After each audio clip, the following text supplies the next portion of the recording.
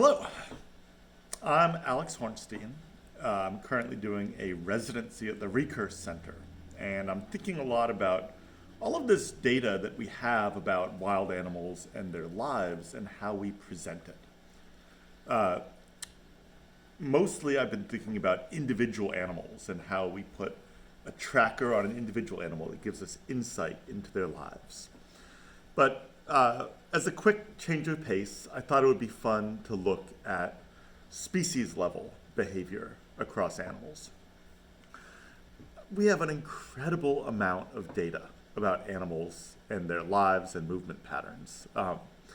And as an experiment, I went into MoveBank and GBIF, these large data aggregators, and I collected patterns of 10 different animal species as they move across America. And just for fun, I took a See and Say. You remember these, the cow goes, moo, kind of toys that you have as a kid. And I put each species on the See and Say. I've also hacked it to act like a joystick to the computer. So I point to a species I want to know, and I say, the monarch migrates. And then this shows the data.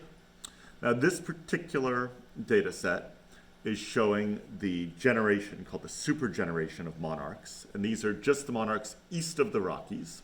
There's a separate population with a separate behavior west of the Rockies. As they come down, so most monarch adults will just live for a couple weeks, but the supergeneration will live for about 9 months, and it will fly all the way across the country down to central Mexico and back. It's a really extraordinary animal story, and it's one where you see it in these huge waves that cross the country. So individually don't get to see these, but when we look in aggregate, we see this activity. A quick note on how this works. So this is a histogram of counts. So each month, and here's our month counter down here, we're looking at, this was a crowdsourced monarch tagging data set from Monarch Watch. And so we're looking at a relative frequency of monarch behavior. So the data look like city, state, zip, monarch unique ID, and time. And so I say for each month, find me the lat long, and if it falls in this little square on the map, then we're going to add 1 to the count of monarchs we saw that month. The bigger the count, then we normalize everything by the maximum number.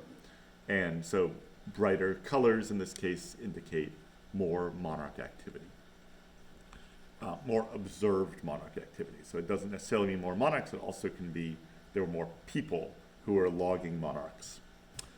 Another animal species data set I like are hummingbirds. So these guys do the opposite. They come up in the summer as opposed to going down in the winter. So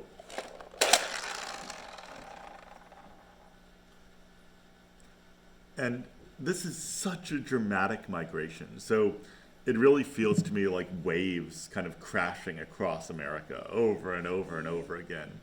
And these data sets are really rich. So the monarch data set had something like 3 million lines, if I remember correctly, in the data.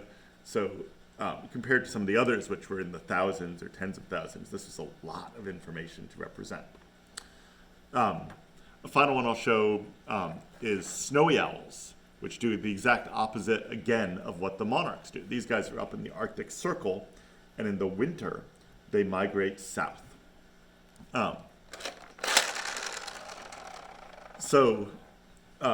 Snowy owls each year come south. They like to be in places with lots of snow on the ground where their camouflage works well. And you'll also notice some years are bigger than others. So those are called eruptions, IRR options. And that corresponds or correlates to a year before there was a boom in the lemming population in the Arctic Circle.